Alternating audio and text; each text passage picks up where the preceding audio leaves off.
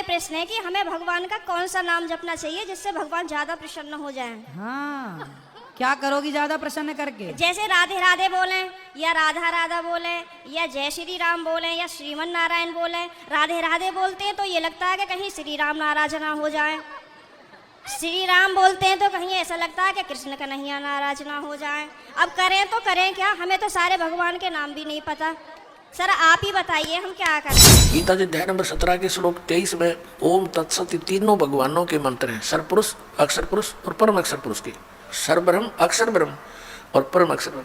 तो सर्वब्रह्म कहो, इसको सीधा ब्रह्म भी बोल देते हैं, इसको ज्योत स्वरूपी निरंजन काल भी कहते हैं। इसका ओम मंत्र है, यो तो इसने डिक्लेयर कर ही रखा है। अब उस परमात्मा को पाने की ये 3 मंत्र की साधना है या पूजा नहीं है, या साधना है। हेलो दोस्तों, नमस्कार, सत साहिब, राम राम। आप कैसे हैं? आई होप आप अच्छे होंगे। तो दोस्तों, आज हम लेकर चलते हैं आध्यात्मिक ज्ञान चर्चा में, जहाँ पर 2 संतों के बीच चर्चा होगी। एक तरफ है अनिरुद्ध आचार्य जी महाराज और दूसरी तरफ है संत रामपाल जी महाराज। तो दोस्तों, वीडियो पर पहली बार है तो वीडियो को दबा कर लाइक कर ले। चैनल पर यदि नहीं हो तो चैनल को सब्सक्राइब कर ले और बेल आइकन का बटन जरूर दबाएं। तो आइए चलते हैं, अब वीडियो को शुरू करते हैं। तो अनिरुद्ध आचार्य जी के आश्रम में उनकी एक शिष्य आई। उन्होंने सवाल किया कि कौन से भगवान का नाम जपना चाहिए जो अधिक प्रसन्न हो।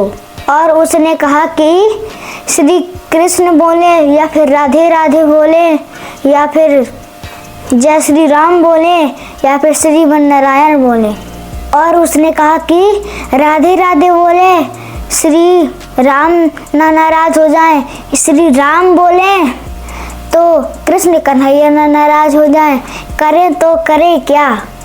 मुझे तो समझ भी नहीं आ रहा है कि किसका नाम जपे, कौन भगवान का नाम जपे। अनिरुद्धाचार्य जी क्या कहते हैं? अनिरुद्धाचार्य जी के हिसाब से कृष्ण ही सबसे बड़े भगवान है, उनका नाम जपना चाहिए। जैसे राधे राधे, श्रीमन नारायण, जय श्री कृष्णा, यही नाम जपना चाहिए। क्या इन नामों से मोक्ष प्राप्त हो सकता है, भगवत प्राप्ति हो सकती है? क्या इन नामों का गीता जी में प्रमाण है? जबकि गीता जी में बताया गया है, गीता जी के अध्याय 17 के श्लोक नंबर 23 में कहा गया है कि ओम तत्सत इति निर्देश्य ब्रह्मणे तिर्वे समिते, यानी कि उस परमात्मा के पाने के 3 मंत्र के जाप का निर्देश है। ओम तत्सत, यही वो 3 मंत्र है जिससे परमात्मा प्राप्ति हो सकती है।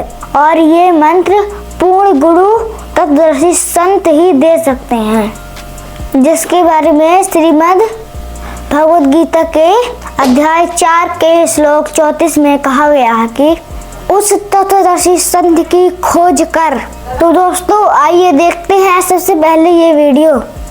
मेरा ये प्रश्न है कि हमें भगवान का कौन सा नाम जपना चाहिए जिससे भगवान ज्यादा प्रसन्न हो जाएं। हाँ, क्या करोगी ज्यादा प्रसन्न करके? जैसे राधे राधे बोलें या राधा राधा बोलें या जय श्री राम बोलें या श्रीमन नारायण बोलें। राधे राधे बोलते हैं तो ये लगता है कि कहीं श्री राम नाराज ना हो जाए। श्री राम बोलते हैं तो कहीं ऐसा लगता है कि कृष्ण कन्हैया नाराज ना हो जाए। अब करें तो करें क्या, हमें तो सारे भगवान के नाम भी नहीं पता। सर आप ही बताइए हम क्या करें। कितने भगवान होते हैं? 33 करोड़। किसने बोला ऐसा? ऐसा ही बोला है कि 33 करोड़ देवी देवता होते हैं। कौन बोल रहा था ऐसा? ऐसा ही सुनते 33 आए। करोड़ देवी देवता होते हैं, तो देवी देवता और भगवान में अंतर है कि नहीं? देवता और भगवान ये एक ही हैं कि अलग अलग हैं?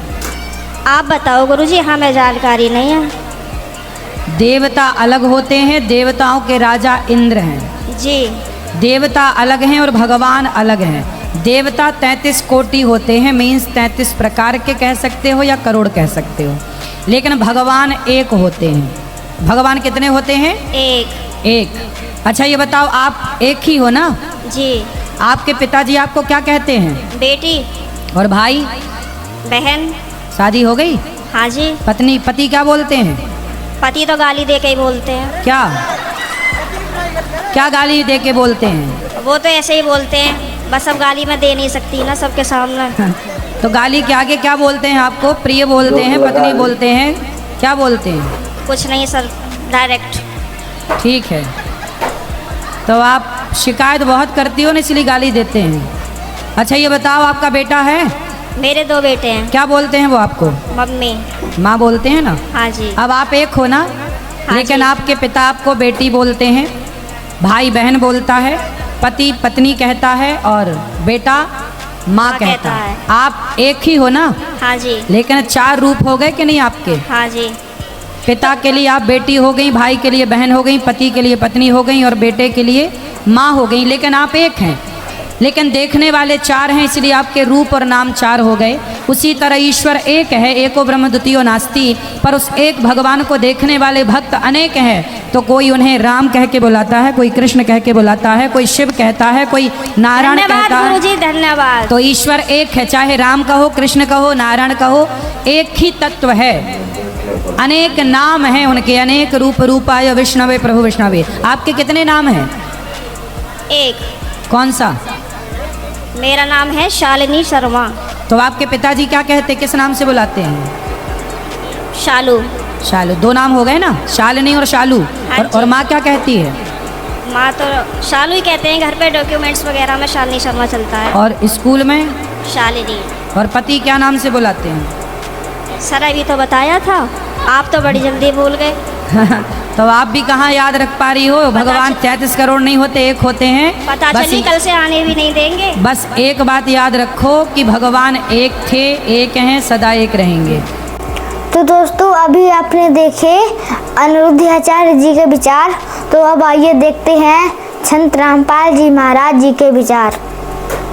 8वें अध्याय के 5 और 7 मंत्र में गीता ज्ञानदाता अपने विषय में बता रहा है कि मेरी भक्ति कर मुझे प्राप्त होगा, लेकिन ओम नाम का जाप कर, ओम नाम से जो परम गति होगी वो ब्रह्मलोक प्राप्ति है। ब्रह्मलोक में गए प्राणी फिर वापस आते हैं, जन्म मृत्यु में रहते हैं। और गीता ज्ञानदाता स्वयं भी कहता है, मेरे भी अर्जुन तेरे भी बहुत जन्म हो चुके, तो नहीं जानता। तो इससे पूर्ण मोक्ष और सनातन परम धाम और परम शांति नहीं हो सकती। गीता जी अध्याय नंबर 17 के श्लोक 23 में ओम तत्सत तीनों भगवानों के मंत्र हैं, सर्वपुरुष, अक्षर पुरुष और परम अक्षर पुरुष के। सर्वब्रह्म, अक्षर ब्रह्म और परम अक्षर ब्रह्म। तो सर्वब्रह्म कहो, इसको सीधा ब्रह्म भी बोल देते हैं, इसको ज्योत स्वरूपी निरंजन काल भी कहते हैं। इसका ओम मंत्र है, ये तो इसने डिक्लेयर कर ही रखा है। अब उस परमात्मा को पाने की ये 3 मंत्र की साधना है या पूजा नहीं है? या साधना है। जैसे जल पानी नीर, जैसे दंदन सतगुरु वाले देते 3 मंत्र, अकाल मूर्त सब स्वरूपी राम सतपुरुष, ये तो पाना है हमने, इसको तो खोजना है। जैसे जल पानी नीर करता रहे, पानी का पता है पृथ्वी में जल है, वो मिले कैसे? उसके वो साधन खरीदने पड़ेंगे, लाने पड़ेंगे, बोकी और बोकी मारनी पड़ेगी। सांस उस वांस की, ये 2 मंत्र का ओम और तत् ये सांकेतिक है, ये अक्षर पुरुष का मंत्र है जिसको परब्रह्म भी कहते हैं। तो इन दोनों मंत्रों का श्वास उश्वास से जाप करना होता है। ये सांस उश्वास की बोकी लगेंगी और फिर वो क्या होगा, जैसे बोकी का काम है पाइप को जल तक पहुंचा देना, इन दोनों से जल बाहर नहीं आएगा, मिलेगा नहीं। फिर तीसरा हैंड पंप लगाना पड़ेगा उस जल को बाहर निकालने के लिए, प्राप्त करने के लिए, वो भी सेवा पूजा है। ऐसे ही इन 2 मंत्रों से, जो सतनाम के 2 अक्षर का मंत्र है, एक ओम और एक तत्, सांकेतिक दास बताता है इस पृथ्वी पर 21 ब्रह्मांड में इस दास के अतिरिक्त ना इस नाम से कोई परिचित है 3 मंत्र से, और ना ही कोई अधिकारी है, ये सत्कर मान लेना। और कोई देता है तो धोखेबाज है। यदि कोई इस दास से लेकर के कहीं ये शुरू भी कर रखी होगी दुकान का, नीच तो पावेगा कहीं ना कहीं लुका छुपा, फिर समाज उससे भी बच के रहेगा और उसके फंसे हुए जाल के भक्तों को भी समझाने की चेष्टा करेगा कि गलत आदमी का फंस गए तुम। ऐसे थे दुश्मन पहले बतेरे थे, जिन्हें भ्रमित कर दिया, डबो दिया देश का देश, पूरे मानव समाज को गुमराह कर रखा। भगवान के शत्रु हैं ये, परमात्मा के बच्चों को मिसगाइड किए बैठे। अब ओम और तत्, ये तो सतनाम 2 अक्षर का, और ये राधा स्वामी के गुरु जी खुद कहते हैं जो 2 अक्षर का भेद बतावे सोए गुरु पूरा कहावे। इन 1 अक्षर का बिना बेरा तो 5 नाम काल के 500 उनका जाप करते हैं, जिस कारण से इनका मुखिया भी भूत की योनि प्राप्त किए हुए हैं और अपनी शिष्या बुक्की में बढ़कर प्रवेश करके हुक्का पीवे और चूरमा खावे, रोटी खावे। अब खा यहीं पर खा धक्के, क्योंकि संत मिले नहीं और पिछली पुण्यकर्मी प्राणी थे ये महात्मा। आगे चार्जर ठीक मिला नहीं, सतभक्ति मिली नहीं, पिछली बैटरी डिस्चार्ज होगी, पुनक्षीण हो गए, भूता बनना था। फिर करोड़ों लोगों को गुमराह करने का दोष सिर पर रख ले गया, वो तो दुर्गति इसकी न्यारी होगी।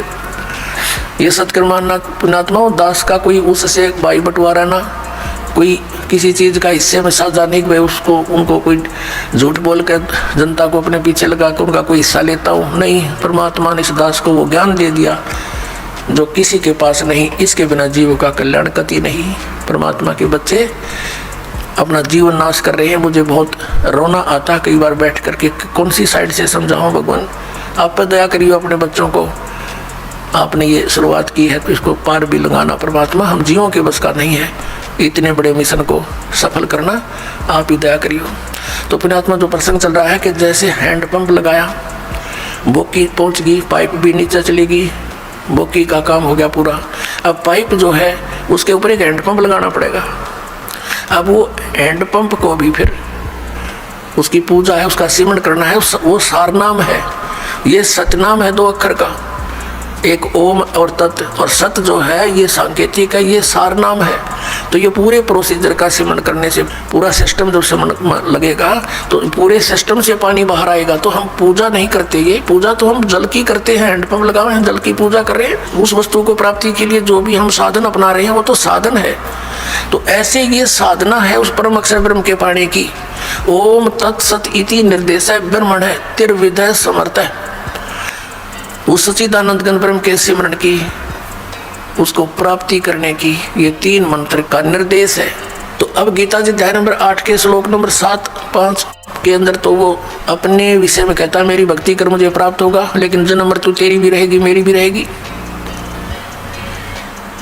गीता जी अध्याय नंबर 8 के ही श्लोक नंबर 8, 9, 10 में गीता ज्ञानदाता कहता है कि उस परम अक्षर ब्रह्म आदि पुरुष परमेश्वर की भक्ति करने वाला उसी को प्राप्त होता है। उसके लिए इसने ऑप्शन छोड़ दिया कि मुझे मालूम नहीं, तत्वदर्शी संतों को पूछो।